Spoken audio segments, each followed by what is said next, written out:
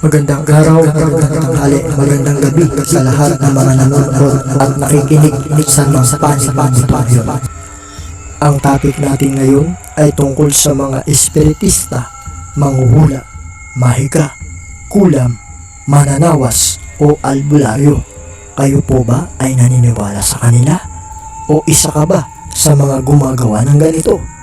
At ano ba ang sinasabi sa kanila ng banal na kasulat-sulat tungkol sa kanilang mga gawain? Ang video na ito ay may nilalaman ng mga salita ng Diyos na kung inyong susundin ay inyong ikaliligtas sa poong ng Diyos.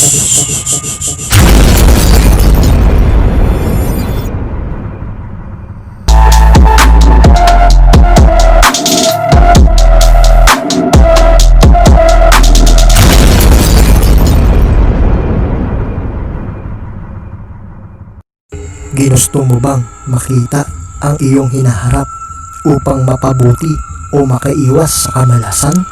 At kanino ka sumasangguni? Sa kanila ba? Kayo ba ay nanakawan at nagawan ng masama nang hindi ninyo nalalaman kung sino? At kanino kayo lalapit? Sa kanila ba? Ikaw ba ay takot mamatay o maaksidente sa hindi mo inaasahan sa iyong buhay? At ito ba ang ginagamit mong proteksyon? Ang agimat? Nakaranas ka na bang tumira sa isang bahay na may active spirit? At kanino ka lumalapit?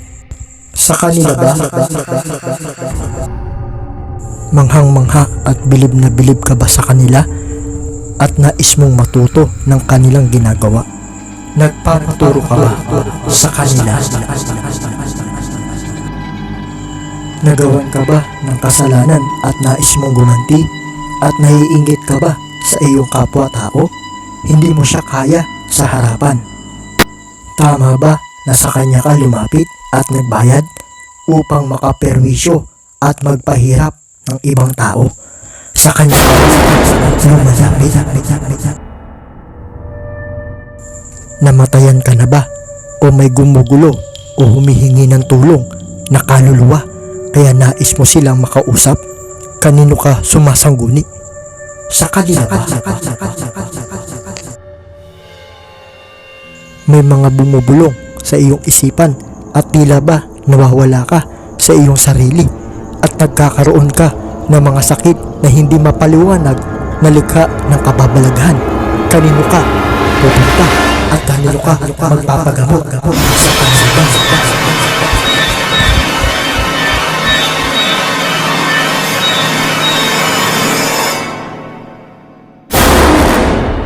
Totoo kayang natutulungan kanila o pinapatay nila ang pananampalataya mo sa Diyos?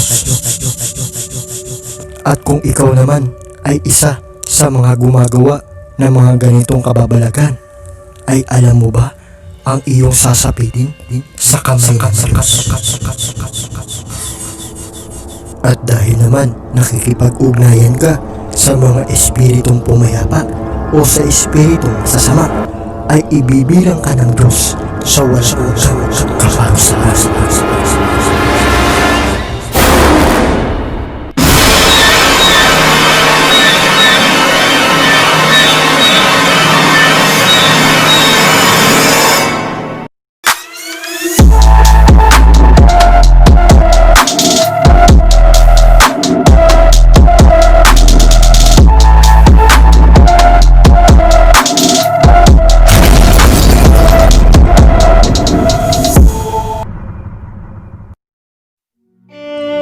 Kapag kayo'y naroon na sa lupain ibibigay sa inyo ni Yahweh, huwag kayong gagaya sa kasuklam-suklam na gawain ng mga tao roon. Sino man sa inyo'y huwag magsusunog ng kanyang anak bilang handog, huwag kayong manghuhula, huwag gagawin ang ginagawa ng mga mangkukulam, ng mga mananawas, at ng mga sumasangguni sa mga espiritu ng namatay. Sino mang gumawa ng alinman sa mga ito ay kasusuklaman ni Yahweh na inyong Diyos.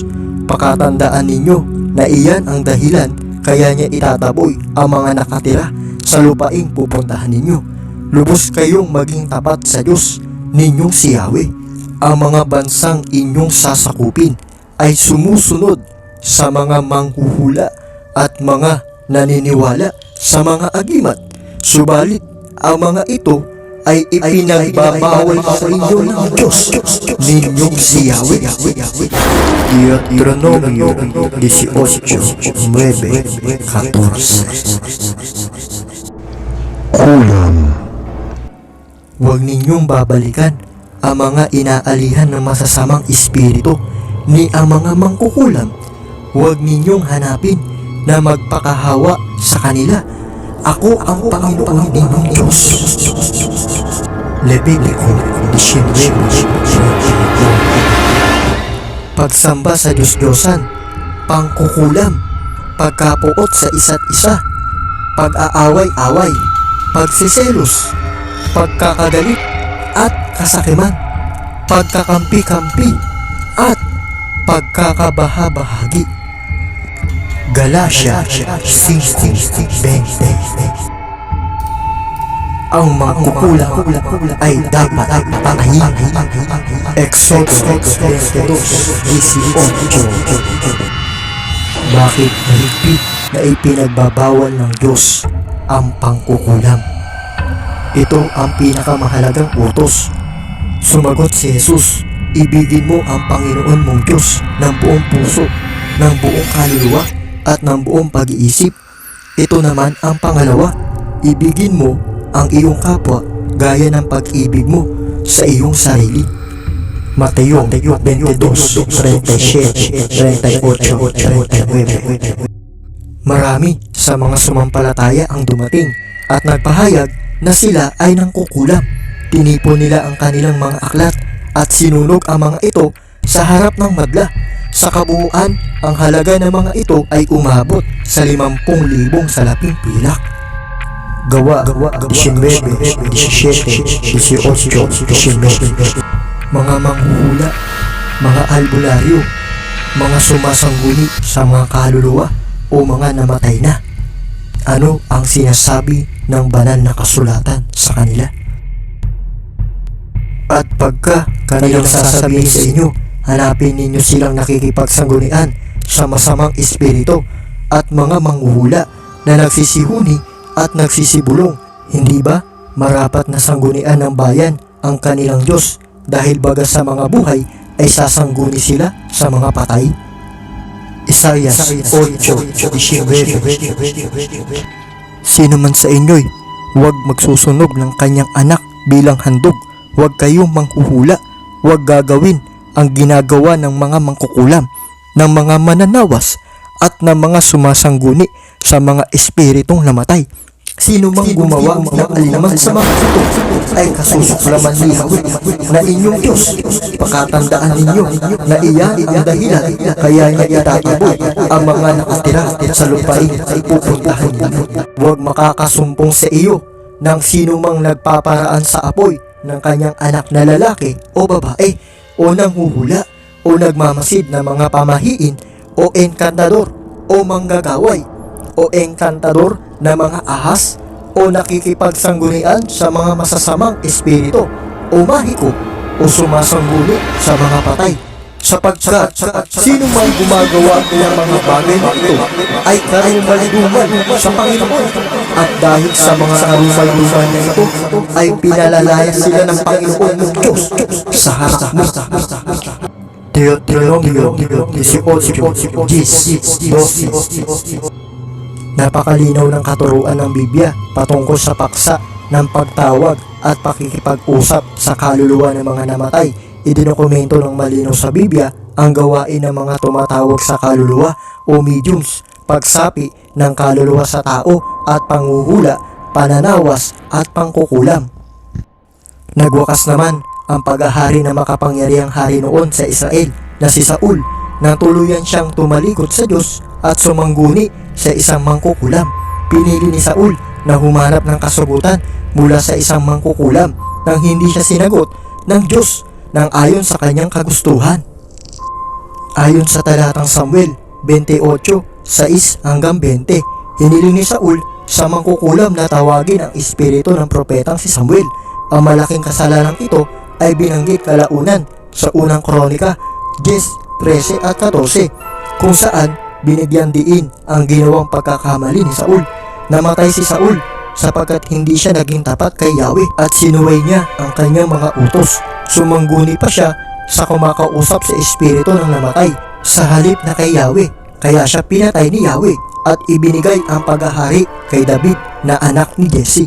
Siguro ang malaking katanungan ninyo kung bakit sa pangalan ng Panginoong Hesukristo ay nakapagpapalayas sila ng mga masasamang espiritu, nakapagpapagaling sila ng mga may sakit at natatalo nila ang mga mangkukulam at makikipaghula sila sa pangalan ng ating Panginoong Hesukristo. Pakinggan natin ang sagot ng banal na kasulatan. May ilang Hudyo roon na naglilibot at nagpapalayas ng masasamang espiritu na pangahasan nilang gamitin ang pangalan ng Panginoong Hesus sa pagpapalayas ng masasamang espiritu sa mga sinasapian na mga ito. Sinasabi nila sa pangalan ni Hesus na ipinangangaral ni Pablo, "Inuutos ko sa inyo, lumabas kayo." Kabilang sa gumagawa nito ay ang 7 anak na lalaki ni Eskweba, isang pinakapunong pari ng mga Hudyo. Subalit, sinagot sila ng masamang espiritu, "Kilala ko si Jesus, kilala ko rin si Pablo, ngunit sino ba kayo?" At sila'y nilundag ng lalaking sinasapian ng masamang espiritu. Tinalo silang lahat at dubhang sinaktan, anupat hubad at sugatan silang tumakas sa bahay na yaon. Gawa 19:16. Hindi lahat ng tumatawag sa akin, "Panginoon, Panginoon," ay papasok sa kaharian ng langit, kundi ang mga tao lamang na sumusunod sa kalooban ng aking Ama na nasa langit. Sa araw ng paghukom, marami ang magsasabi sa akin, "Panginoon, hindi po ba kami ay nagpahayag ng mensahe mula sa Diyos, nagpalayas ng mga demonyo at gumawa ng mga himala sa iyong pangalan?" Marami ang magsasabi sa akin sa araw na iyon, "Panginoon, Panginoon, hindi baga nagsipanghula kami sa iyong pangalan at sa pangalan mo'y nagpalayas kami ng mga demonyo at sa pangalan mo'y nagsigawa kami ng maraming gawang makapangyarihan?" Ngunit sasabihin ko sa kanila, "Hindi ko kayo nakikilala. Lumayo kayo sa akin, kayong mga gumagawa ng kasamaan." Kaya mag-ingat kayo, sapagkat may mga peke pala at mayroong mga hidwang pananampalataya, sapagkat ginagamit nila ang pangalan ng ating Panginoong Hesukristo sa mga gawang kababalaghan, mga himala, pagpapagaling, pagpapalayas ng masasamang espiritu. Ngunit itinaboy sila ng ating Panginoong Hesukristo. Sila'y mga hindi nakikilala niya.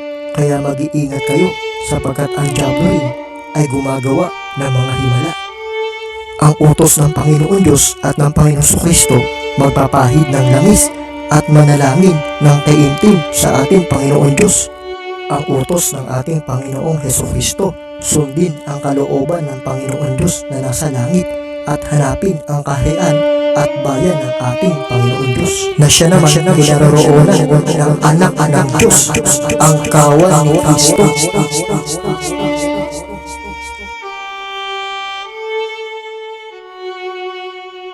Kung meron kang opinyon, mag-iwan ka lang ng mga komento sa baba ng video na ito. At kung bago ka pa lang, pakipindot mo na rin ang subscribe button at bell notification para lagi kang updated sa mga ganitong video. Suriin mo ang iyong sarili. Baka hindi mo alam na kukuha ka na ng diablo sa Diyos. Kaibigan, tara, magbagong buhay na tayo. Ito ang Alagad Biblia ni John